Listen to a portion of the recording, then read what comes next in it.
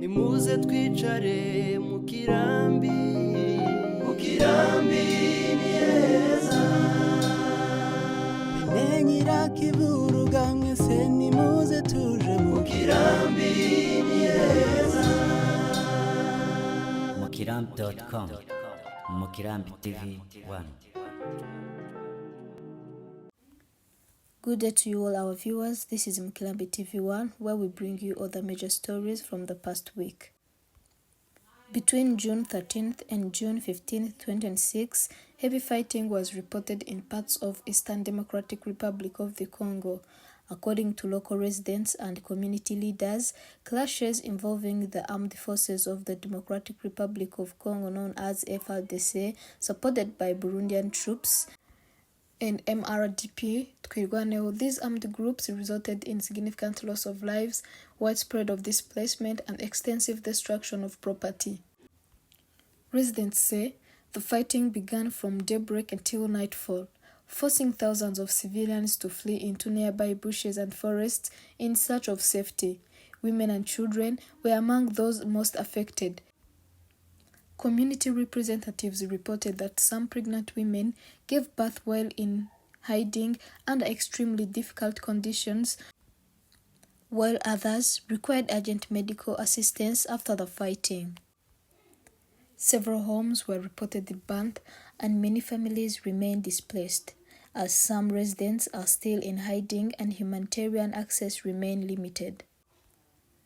The MRDP Twirwaneho group says it gained control of several positions on June 19, 2026, claiming to have repelled the offensive under the leadership of General Sematama Charles.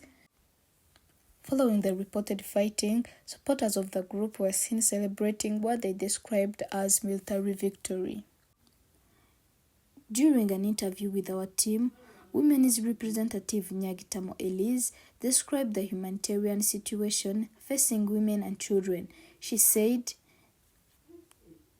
"Women are not in the best condition because of the current situation. Some mothers gave birth under very difficult circumstances. Many were later taken to hospital for medical care. Although several babies were born prematurely, we thank God that both mothers and their children are receiving treatment and are doing well." However, according to the local sources, the reported military victory by the Twirwaneho forces were short-lived. On June 25, residents reported that drone strikes occurred around midday in the Midego area. Local community leaders alleged that one of the strikes hit the main hospital in Minembwe, resulting in civilian casualties, including women who were reported in labor. Residents say the security situation in Eastern Democratic Republic of Congo remained volatile, with many families continuing to live in fear for the renewed violence. Chairman Dr. Fred Kaniki delivered a speech calling on the Banyamulenge community to remain united and stand firm in defending what he described as their rights and homeland. He stated that the community shares a common struggle and urged members to remain strong during the ongoing crisis. In his address, he alleged that Banyamulenge and other Tutsi community in Eastern Democratic Republic of Congo have faced continuous killings and persecution since April 2017.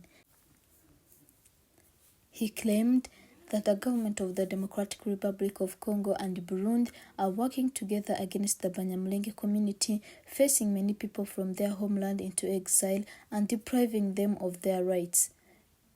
Despite these challenges, Dr. Kaniki expressed confidence that the community would overcome the situation through unity and determination. He said that although many Tutsi communities have been displaced or destroyed and many survivors had become refugees, Minembwe remains in a place where the Banyamulenge continue to resist. He further informed that the conflict is not driven by natural resources but by the hostility toward the Banyamulenge people of their identity, drawing a comparison to the 1994 genocide against the Tutsi in Rwanda. He said the community must take responsibility of its own survival by standing together and defending itself. Chairman Kaniki concluded by calling on Banyamulenge around the world to return home, unite in support of their community, preserve the legacy of their ancestors, restore their dignity and honor, and work together to reclaim what they believe has been lost. He concluded in his speech with words, "Long live our nation, Mulenge." Stay tuned on Mukirambi TV1.